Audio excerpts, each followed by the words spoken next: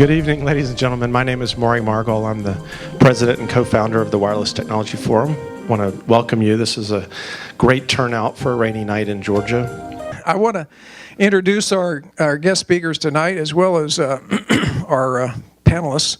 And this is a continuation of a topic on where's the money? Where's the money in wireless? So tonight we have a look at the content side and what's being delivered to us on these devices across the marketplace. And we've got a good panel discussion tonight. So what I want to do is introduce one of the probably newest members of the Wireless Forum, Jerry Purdy. Jerry, if you would like to work your way up here.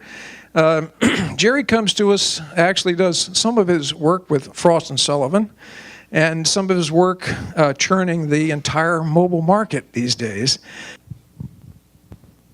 Bob, thank you very much, Bob. Many of you know, some of you know, maybe some of you don't know, I grew up here in Atlanta, and I spent many years in the Bay Area, got my doctorate at Stanford out there. Tonight we are going to look at content. We're going to look at content from a number of different directions, and we wanted to have someone give us some thoughts about where's this sort of wireless marketplace been and where is it going. And many of you happen to know Jim Ryan because of him being with AT&T for a number of years. He has an illustrious career. I think he's probably been a part of touching each of the major epics that have occurred in the wireless data industry in the last years. My objective anytime when I stand up in front of people is to try to say some stuff, hopefully, that you find interesting, maybe some stuff that you don't agree with. Certainly, if I only said stuff you already knew and agreed with, then there's no point in me being here, right? So I'm going to try to get people thinking a little bit. So and I'm going to go through a couple of things here. If I go backwards, first I'm going to go forwards. All right. So I think I'm going to try to explain a little bit about what's happening in the marketplace. I think we're all pretty well up to speed with that, but want to make sure that we properly flavor this discussion with what's happening in the market. Networks are opening up. A lot of people talking about this. I think this is a tremendously good thing. I think it will be good for the ecosystem and good for the users and ultimately good for the carriers if they're smart about it. But so carriers are opening up. There's a lot of good reasons for that.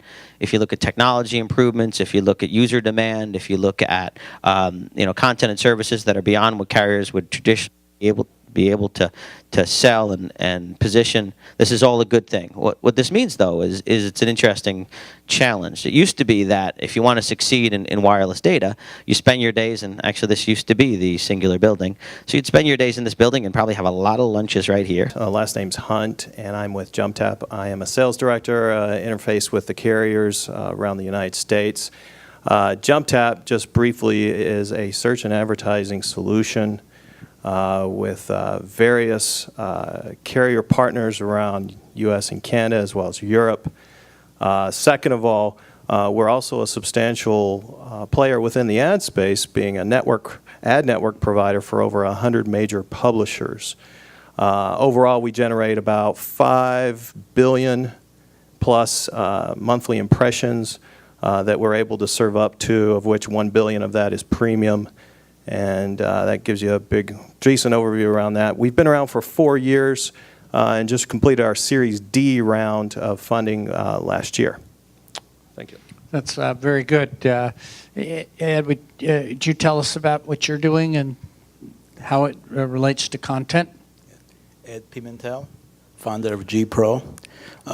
G-Pro is a mobile 2.0 enterprise leveraging cloud computing to be able to help their global customers in the areas of mobile content, peer-to-peer payment, proximity advertisement, 2D barcode, and mHealth. Thank you for that very brief. Our next speaker, Cameron Clayton, works for a well-known Atlanta-based company, the Weather Channel. I suspect many of you, I don't want to have you embarrass yourself about doing this or not, but I suspect most of you have elected to have wireless alerts about weather.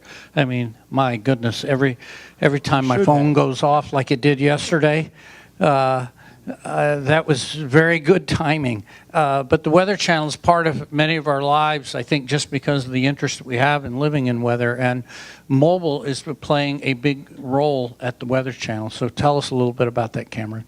Certainly. So thanks for the kind introduction. The Weather Channel's been in the mobile space really sort of right from the beginning.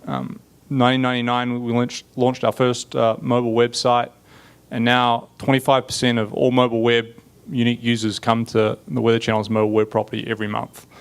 So, you know, we're the largest content site on the mobile web, bar none. We're actually, you know, second or third across all categories on a monthly basis. And then, you know, we obviously, being the Weather Channel, you know, with a TV network, an online property, and now mobile assets, it's all about touching consumers and allowing consumers to consume our content wherever and whenever you choose. And so it's sort of an integrated part of our business. It's a very core strategic part of our business and something we're very committed to. And we'll see and talk a little bit more about that. Our next speaker, DP Venkatesh. DP is an individual whose company, M-Portal, is actually doing a lot of leadership in this content creation distribution that Jim was talking about. And tell us a little bit about where you are and what you're doing, because, again, you're sitting behind a lot of what people are using today. All right. Thanks, Jerry. Thanks, everyone. My name's DP. Run a company called M-Portal, based outside Washington, D.C., and we're an enabler of mobile user experience around content and applications. So what that means, we fundamentally focus on two areas. The first is the delivery of content and applications. So what is the infrastructure needed to deliver all of the content and apps that people are talking about? And the second, more important piece is the discovery of content and applications. Already what you're starting to see in the marketplace, and I think Jim touched upon it in his presentation, is you read all these great stories about there's 50,000 applications on the iPhone store. If there's 50,000 of anything, how do you find it? So the next big area that we believe in mobile content and applications, or where the money is around mobile user experience and enabling it. The value translates into the user relative to doing things other than voice, right? Cameron? Sure. So I think it's something that Jim touched on, and I think we may disagree as a group, but fundamentally it's about making it as easy as possible for consumers to consume the content. And so that takes different forms for different devices and different platforms, and you know, a BlackBerry user has quite a different experience trying to buy an application on their BlackBerry than an iPhone user does buying an application on their iPhone. Thinking that individuals will buy a phone and then will also say, you content provider, I'm going to trust you, and all the content you want to give me, I'm going to pay. That is a fossilized way of thinking as far as a business revenue model. It is true that the internet business model did not work in 1990, but we have to begin to be innovative with Web 2.0 business model that are these are the things that are getting funded, and understand the human dynamics and behavior of the individual, and you see a vibrant new economy totally different. So I think where the money is yes, you need compelling content, yes, you need to sell it, but unless and until people make it idiot-proof, meaning you pick up your phone or you pick up your device and it's right there, and with one click or two clicks, people just won't buy. So I want to make sure we get a chance to get some Q&A in from the audience. Ken Boyle, technical. Okay, thank you, Ken. Question. Have any of you dealt with, from a content standpoint, and maybe Jim, I would probably direct it at you, have an opportunity to really go through the rights issues as it relates to content? So you're going to build an application. If you reverse that, why wouldn't you instead have your employees download Opera Mini and then just build that out, therefore you're never having to deal with all the updates and the new phones that are coming out? That's exactly what you should do. Thanks again for tonight's meeting sponsors.